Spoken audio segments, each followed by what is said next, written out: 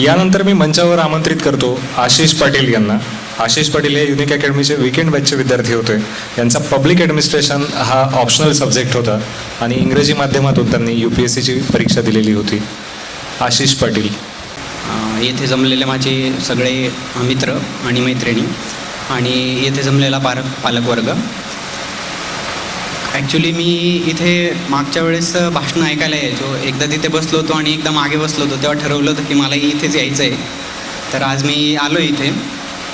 2 मिनटात माझं बॅकग्राऊंड सांगतो, त्यानंतर इंजिनिअरिंगच्या काही गोष्टी सांगेल. माझे वडील म्हणजे आमचं एक वेल्डिंगचं वर्कशॉप आहे. माझे वडील वेल्डिंग करतात आणि माझी आई गृहिणी आहे. MA BEd माझ्या आईचं झालेलं आहे. ती एक प्रोफेसर होती माझी आई, पण काही कारणांनी जॉब सोडावा लागला आणि त्यानंतर फक्त माझ्या शिक्षणावर सोडली त्यांचा फोकस होता.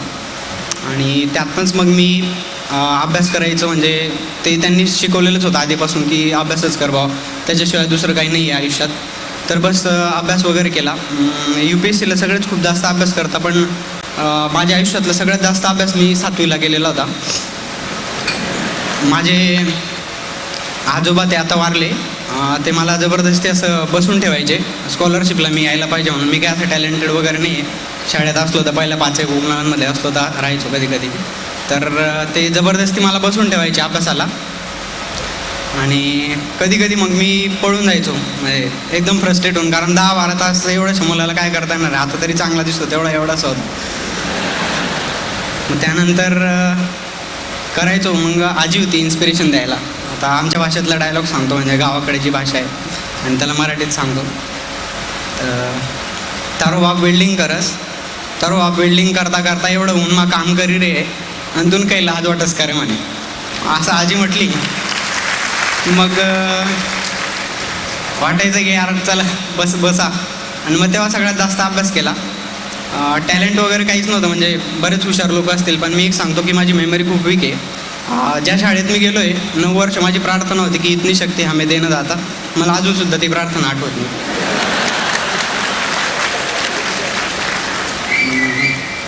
वाजू शकते.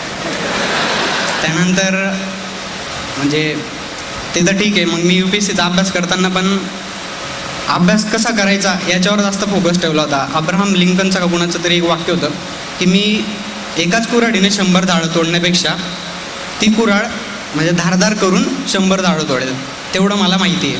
तर मी पण तेच केलं. म्हणजे एकच पुस्तक परत हार्डवर्क करून वाचण्यापेक्षा मी फक्त हे बघितलं की माझं ब्रेन मला कसं डेव्हलप करता येईल. आणि माझी मेमरी थोडी मला वीक वाटते स्वतःला, म्हणून मी वेगवेगळ्या पद्धती अवलंबल्या. आणि त्यातपैकी एक होतं की मी असं सगळ्या शरीरावर लिहून घ्यायचो आणि अभ्यास करताना ते फक्त कधी बघायचो, आंघोळ करताना पण ते बघायचो आणि त्यातनंच मी वाचायचो. म्हणजे माझ्या रूममेट्सला हे माहिती आहे.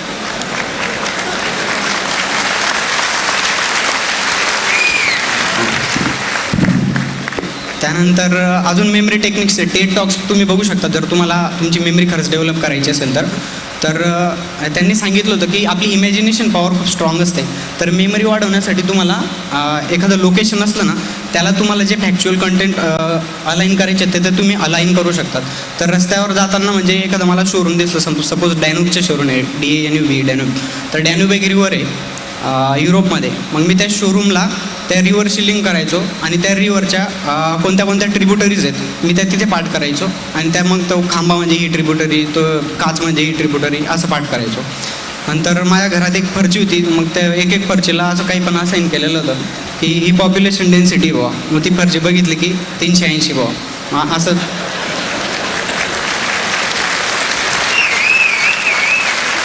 नंतर आंघोळ करताना माझा जो नळ होता त्याचं होतं की डेमोग्राफिक ट्रान्झिशन थेअरी. मग मी ती थेअरी आठवून बघायचो.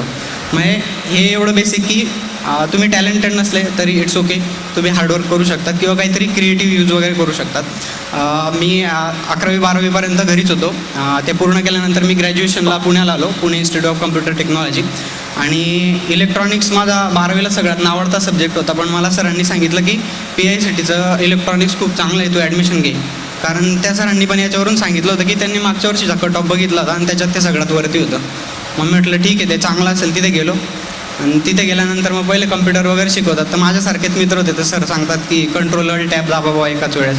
आम्ही कंट्रोल अल्ट आणि टॅब असे 3 वेगवेगळे दाबायचो तरी काही व्हायचं नाही. तर असे मित्र होते माझे आणि मग आम्ही पण त्यातल्या इलेक्ट्रॉनिक्समध्ये मग काही माहिती होतं की आपल्याला काही कळणार नाही, कारण ते इलेक्ट्रॉन आपण बघू नाही शकत कुठून कुठे जातात आणि ते आपल्याला काही इमॅजिन होत नाही.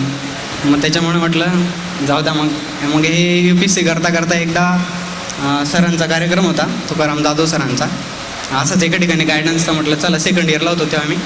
आणि मग तिथे आल्यानंतर तो कार्यक्रम वगैरे ऐकला. म्हटलं खूप भारी आहे, त्यांनी फाउंडेशन बॅच काढलेली ते. म्हटलं चला यार, 3 वर्षात आपला पण खूप चांगला अभ्यास होईल, कॉलेज थोडंफार बुडू शकतो.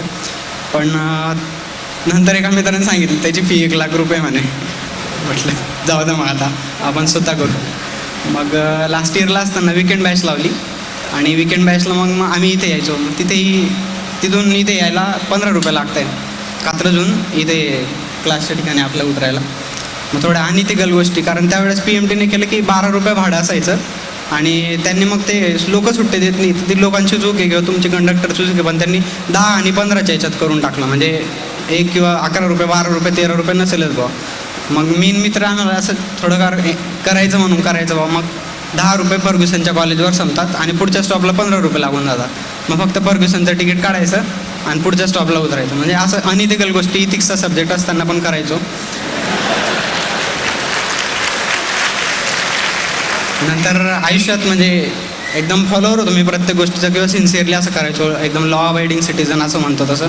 माझी आजी अजून पण मला देव म्हणते. माझी आजी जर घर पुसत असायची ना, मी लहानपणी आजीजवळ राहायचो आणि आजी म्हटली इथे बसून राहा, तर आजी जर कधी विसरली की बाबा मी याला सांगितलंय, तर 3-4 तासांनी जरी आजी आली तरी मी तिथेच बसलेला असायचो. त्यामुळे जगात जर स्लेवरी वगैरे राहिली असते आता, तर मी बेस्ट स्लेवर राहिलो असतो. नंतर मग हे सगळं केलं मी आणि इंजिनिअरिंगला मग मित्र पण माझ्यासारखेच भेटले. माझा ॲक्च्युली मागच्या वर्षी इंटरव्ह्यू होता, त्यात इंग्लिशमुळे थोडा प्रॉब्लेम झाला. माझी इंग्लिश तर कशी येते तुम्हाला मित्राच्या उदाहरणातून सांगतो. मित्राने टकली केलेली होती, वैभव, कालच आमचा विषय झाला, कदाचित आलाही असेल तो. तर त्याला सरांनी विचारलं की का रे बाबा तू केस का कापले. मग त्याने डॅन्ड्रफ झाला होता म्हणून केस कापले होते, पण त्याला इंग्लिशमधून सांगता येत ना की मला डॅन्ड्रफ झाला आहे तर मी केस काप. त्याने मग सेंटेन्स चेंज केलं. तो तिथे बसला. त्याने सेंटेन्स चेंज केलं की सर माय ग्रँडफादर डाईड. अशी इंग्लिश असले. मग मला पण इंटरव्ह्यूत विचारलं होतं की आशिष तू कोणते कोणते पुस्तक वाचले. मी ॲक्च्युली मराठी माध्यम दिलं होतं, पण मला म्हटलं की इंग्लिश किंवा हिंदीतनं मग तसं ट्राय करू का. मी परमिशन विचारली, पण डेव्हिड सर होते मागच्या वेळेस इंटरव्ह्यूला आणि ते नॉर्थ ईस्टकडून आहेत, त्यामुळे त्यांना हिंदी येत नसेल कदाचित. आणि एक मॅम होत्या तमिळनाडूच्या, तर त्यांना पण हिंदी येत नव्हती कदाचित. तर मग मी इंग्लिशमधूनच ट्राय करायचं ठरवलं आणि त्यांनी मला विचारलं की पुस्तकं कोणते वाचली. त्यापैकी एक सर आहेत, त्यांचं नाव आहे खुल्लर, त्या बुकचं नाव आहे खुल्लर, पण मला त्या सरांचं इनिशियल्स माहिती नव्हतं. मग मीच म्हटलं सरांचं नाव घ्यायचं तर रिस्पेक्टफुली काहीतरी म्हटलं खुल्लर सरांचं बुक वाचलं. मग ते मला म्हणतो खुल्लर सर. म्हटलं यस खुल्लर सर. मग मला क्लिक झालं, यार यांना वाटत असेल मी यांच्याकडे क्लास लावला म्हणून सर म्हणतोय का काय. मग मला हे इंग्लिशमध्ये नाही सुचलं की मी त्यांना खुल्लर सर का म्हणतोय. म्हटलं आपल्याला काही सुचत नाही. यस सर म्हटलं खुल्लर सर. मग पुढचा क्वेश्चन आला. मग ती इंटरव्ह्यू पूर्ण स्पायरल डाऊन झाली. मला मागच्या वेळेस फक्त 143 मार्क्स होते इंटरव्ह्यूत आणि त्यामुळे मग मी म्हणजे कार्यक्रम संपला आपला. मग ह्या अटेम्प्टला मग तयारी करायची ठरवली. माझ्यापुढे फक्त एकच होतं की मला प्रिलिम काढायची, कारण मेन्स कशी लिहायची याचा म्हणजे मला अनुभव होता आणि मेन्स लिहिताना मी युनिक लिहितो सगळ्यांपेक्षा. कोणी माझ्यासारखं लिहू नाही शकत तेवढं मला माहिती होतं. आणि ज्यावेळेस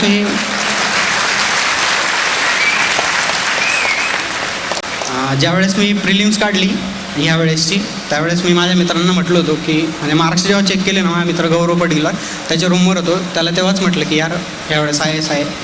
नंतर मग जेव्हा रिझल्ट लागला तेव्हासुद्धा मी प्रियास ट्रेनिंग सेंटरला होतो नाशिकला.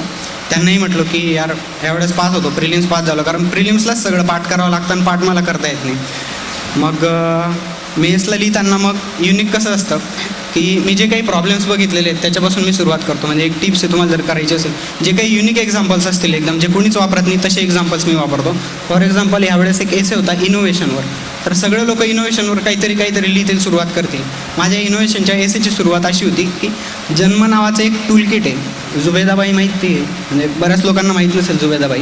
तर ते एक सोशल इनोव्हेशन आहे आणि ते जन्म नावाचं टूल किट कशासाठी, तर रिप्रोडक्टिव्ह हेल्थ ऑफ वुमेन ते आपल्याला सुधारायचं आहे. तर त्याच्यासाठी त्यांनी एक टूल किट काढलं. म्हणजे हे इनोव्हेशन लोकांना आणि स्पेसिफिकली रुरल एरियातल्या वुमेनला कसं युजफुल होईल त्याचं मी एक्झाम्पल दिलं. म्हणजे मी जे सोसायटीत बघतो किंवा जे सोसायटीच्या अँगलने वाचतो ते त्यात लिहित असतो. म्हणजे आईस्तूपाचं एक एक्झाम्पल आहे लद्दाखमधलं, तर ते आईस्तूपा ते इनोव्हेशन कसं आहे त्याच्याविषयी सुद्धा मी लिहिलेलं होतं. म्हणजे असं स्पेसिफिक लिहितो आणि दुसऱ्या एसेची सुरुवात म्हणजे मागच्या वेळेस पण होतं dreams we should not let India sleep. तर त्यात मी एवढे ड्रीम्स लिहिले की त्याने स्वप्नातसुद्धा एवढे ड्रीम्स बघितले नसतील चेक करणार. तर आणि त्याच्यात मी प्रत्येक ड्रीम्स लिहिलं आहे की इंडियाने कुठलं म्हणजे एनर्जी इंडिपेंडन्स बाय 2047 इथपर्यंत मी सगळे ड्रीम्स लिहिले आहेत इंडियाने कुठले करायला पाहिजे ते. आणि माझं एक पर्सनल ड्रीम आहे ते मी लिहिलेलं नव्हतं. 2062पर्यंत मला भारत असा बनलेला बघायला पाहिजे की आपल्या आजूबाजूच्या कुठल्या देशाने डोळेवरती करून सुद्धा आपल्याकडे बघायला नको. सायंटिफिक आणि मिलिटरी पॉवर बनवतात. आता हे कुठल्याच न्यूजपेपर किंवा पुस्तकात वगैरे नाही आहे 2062पर्यंत हे करायला पाहिजे. ते माझं स्वतःचं ड्रीम आहे कारण की मला 1962 नेहमी आठवत असतो. आणि 1962ला चायनासोबत वॉर झालं होतं बरेच माहीत नसेल तर. त्यानंतर हे प्रिपरेशन वगैरे केलं आणि आता रिझल्ट वगैरे लागला. तुम्हाला इन्स्पिरेशन पाहिजे तर लाईफ कशी चेंज होते. याच्या आधी जर चहा पिताना एखाद्या 6 रुपयाचा 7 रुपयाला चहा दिला आणि त्याच्यात पाणी जास्त असलं तर आपल्याला राग यायचा. काल मी 20 रुपयाचा एक चहा पिलो, मला काहीच वाईट वाटलं नाही. चला बा पैसे येणार आहेत आपल्याकडे नंतर, त्याच्यामुळे काही वाटलं नाही.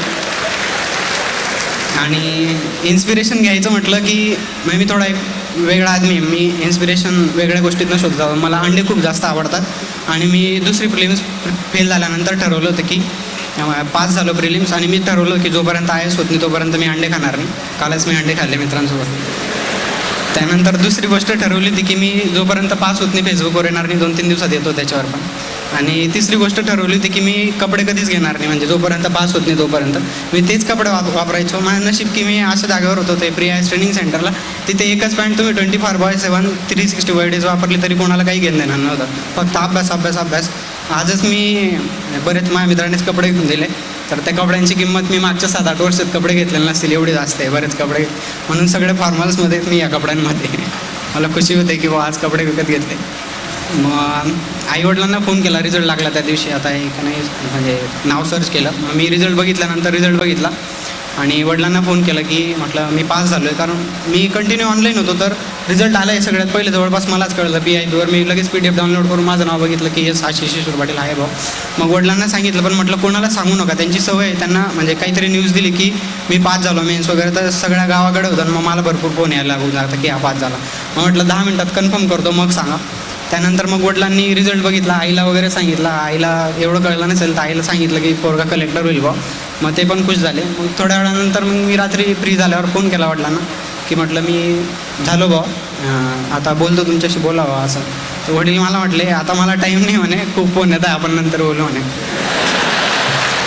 म्हटलं ठीक आहे. मग दुसऱ्या दिवशी वडिलांसोबत मग बोललो वगैरे. म्हणजे आनंद सगळ्यांना खूपच झाला आहे. म्हणजे लोक म्हणतात की अननोन लोक पण फोन करतात. मला ॲक्च्युली आनंद होतो की मला खूप लोक फोन वगैरे करतायत, तर त्यामुळे मी त्यांच्याविषयी खूप आनंदी आहे.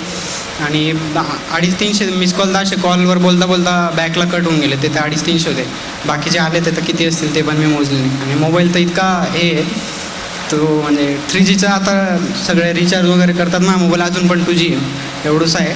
आणि त्याच्यावरच मी इतकं जास्त वाचलं आहे की म्हणजे त्या मोबाईलने सगळ्यात जास्त योगदान दिले कुठल्याही पुस्तकापेक्षा. आणि तुम्हाला अजून एक इन्स्पिरेशन की जर तुम्हाला अभ्यास करायचा असेल ना तर मी माझ्या आयुष्यात 2च महिने खूप जास्त अभ्यास केलेला आहे दुसऱ्या प्रिलिम्सच्या आधी. कारण मला वाटलं होतं मला प्रिलिम्स काढायची, 24 तास फक्त प्रिलिम्सचा विचार, बाकी कुठलाच विचार नाही. रात्री झोपताना सुद्धा माझ्या हातात मोबाईल असायचा आणि मोबाईलमध्ये मी फक्त न्यूज वाचत असायचो किंवा काय करंट अफेअर्स विचारू शकता ते वाचून 24 तास मी फक्त तेच केलेलं. झोपेसुद्धा मला ते स्वप्न पडायचे. म्हणून सांगतो की जेव्हा अभ्यास करायचा ना तेव्हा अभ्यास करा, जेव्हा टुक्कर काय करायचा ना तेव्हा टुक्कर काय करा. आयुष्यात नक्की वेळ येते की तुम्हाला काहीतरी एन्जॉय नंतर वगैरे करता येईल. आणि म्हणजे माझी एक सोशल रिस्पॉन्सिबिलिटी म्हणजे त्याच्याविषयी सांगतो कारण मी ते बिट्रेल होईल जर मी ते नाही सांगितलं तर. की आपल्या सोसायटीमध्ये ट्रान्सजेंडर सेक्शन्स म्हणतो ज्यांना आपण ही जळा पीपल वगैरे म्हणत असतो. तर म्हणजे आपला एक वाईट व्ह्यू असतो त्या लोकांकडे समाजाचा बघण्याचा वगैरे, किंवा बरंच म्हणजे आपलं डिस्क्रिमिनेशन आपल्याला काय माहिती, कास्ट डिस्क्रिमिनेशन, ट्रायबलला कसं फेस होतं, तर हे सगळं आपल्याला माहिती आहे आणि ते खूप वाईट आहे. पण वर्स्ट फॉर्म ऑफ डिस्क्रिमिनेशन मला जे सापडलं ना तर ते होतं. आणि मी माझा अभ्यास जो आहे तो त्या ट्रान्सजेंडर सेक्शन्सला कुठले कुठले प्रॉब्लेम्स होतात. आणि तुम्हाला एक बुक सांगतो, जर वेळ मिळाला तर वाचा, the truth about me. Revathi म्हणून एक ट्रान्सजेंडर आहे, तिचं बुक आहे. म्हणजे दगडसुद्धा असला ना माणूस ते पुस्तक वाचून रडेल, म्हणजे नक्की रडेल, इतकं स्ट्रगल असतं त्यांच्या लाईफमध्ये. मी त्यांचा स्टडी केला. नाशिकमध्ये एक NGO आहे मनमिलन म्हणून, तिथे सुद्धा मी त्यांना जाऊन भेटलो, त्यांचे प्रॉब्लेम्स वगैरे काय आहेत ते विचारले आणि भरपूर खूप जास्त अभ्यास केला होता त्याच्याविषयी. आणि मग माझ्या पॅनलचे जे चेअरमन होते त्यांनी मला त्याच्यावरच क्वेश्चन्स विचारले. मी ते क्वेश्चन नीट दिले, पण माझा इंटरव्ह्यू मागच्या वेळेस सारखाच यावेळेस पण विचित्र झाला. तर माझं इलेक्ट्रॉनिक्स अँड टेलिकम्युनिकेशनमध्ये ग्रॅज्युएशन आहे. त्या सरांनी मला विचारलं की तू इलेक्ट्रॉनिक्सचं नॉलेज थर्मल पॉवर प्लांटमधून सल्फर डायऑक्साईड आणि नायट्रोजन डायऑक्साईड सेपरेट करायला कसं वापरशील? म्हटलं नाही माहीत. म्हटलं सर. दुसरा प्रश्न त्या बाजूला एक सर होते, त्यांनी तर खतरनाक विचारलं की इलेक्ट्रॉनिक्सचा यूज तू मासे पकडायला कसे करशील? म्हणे माझ्या 7 पिढ्यांमध्ये कोणी मासे पकडलेली मला काही माहीत नव्हतं. मी थोडंफार उत्तर दिलं की इस्रो वगैरे, रिमोट सेन्सिंग वगैरे कसं. त्यानंतर परत त्यांना काय इलेक्ट्रॉनिक्सवरच घ्यायचं होतं काय माहीत. ट्रॅडिशनल इलेक्ट्रॉनिक्स काहीच नाही विचारलं. तुला वाटतं का म्हणे पेट्रोलमध्ये अडल्ट्रेशन होतं? म्हटलं सर हो, पेट्रोलमध्ये होतं. मला सांग म्हणे तू इलेक्ट्रॉनिक्सचा यूज कसा करशील, पेट्रोलमध्ये अडल्ट्रेशन झालं आहे का ते सर्च करायला. तर इलेक्ट्रॉनिक्समध्ये मी कधीच शिकलेलं नव्हतं, त्याच्यामुळे मग काही प्रश्नच नव्हता. पुढचे पॅनल मेंबर होते, त्यांनी विचारलं की तू विवेकानंद विद्यालयात शिकला आहे. मला आनंद झाला, मला विवेकानंदांविषयी सगळं माहिती. तर ते सर मला म्हणतात तू कशाने आला म्हणे इथे? सर म्हटलं ट्रेनने आलं. म्हणे विवेकानंद एक्सप्रेसविषयी सांग म्हणे मला. म्हटलं सर नाही माहीत. म्हटलं मला काही म्हणजे सांगताच येत नव्हतं. मग इतकं कन्फ्यूज करून टाकलं त्यांनी मला की ते मला वाटलं की विवेकानंदांची जयंती काय आहे. मी म्हटलं सर 12 जानेवारी. मग ते सर बिस्किट वगैरे खात होते, म्हणजे सिरियस नसतात इंटरव्ह्यू घेताना, पण आपल्याला वाटतं सिरियस असतील. आणि ते असेच थोडे स्माइलिंग वाटत होते. म्हटलं ठीक आहे. मग त्यांनी विचारलं, त्यांनी म्हटलं आर यू शुअर? मला वाटतं 24 एप्रिल वगैरे असं काहीतरी. मी तोपर्यंत इतका हे झालेलं होतं की सर म्हटलं no sir, I am not sure. म्हणजे 9 वर्ष मी त्या शाळेत राहिलो विवेकानंद विद्यालयात, आणि मी त्या मोमेंटला हे सुद्धा विसरून गेलो की 12 जानेवारी काय आहे. तर एवढंच होतं. बाकी मला ही अपॉर्च्युनिटी दिली बोलण्याची, त्याबद्दल धन्यवाद. जे म्हणजे खरंच कष्ट वगैरे करतात, मी तुम्हाला एवढं सांगू इच्छितो की लाईफ चेंजिंग अपॉर्च्युनिटी असते ही. आणि कालपर्यंत म्हणजे आपण असं पट्टी टाकून झोपत असतो कुठेतरी, थंडी वाजली तर एक म्हणजे आम्ही 4-4 रूम राहायचो, 4-4 मुलं राहायचो एका रूममध्ये. तर बेड होता मित्राचा, त्याला फॅन जोरात लागायचा, बाकीच्यांना फॅन नसेल लागत. मग ती पट्टी टाकलेली असली की मग त्याच्या बेडच्या खाली बसून जायचं आणि तिथे झोपायचं. तर असं स्ट्रगल म्हणजे सगळेच करत असतात इथे सदाशिव पेठेत. पण एकेका रूममध्ये 3-3, 4-4 लोक राहतात. त्यामुळे जाणीव राहू द्या आपले आईवडील किती कष्ट करतायत. ट्रॅक वगैरे म्हणजे साईड ट्रॅक वगैरे होऊ नका.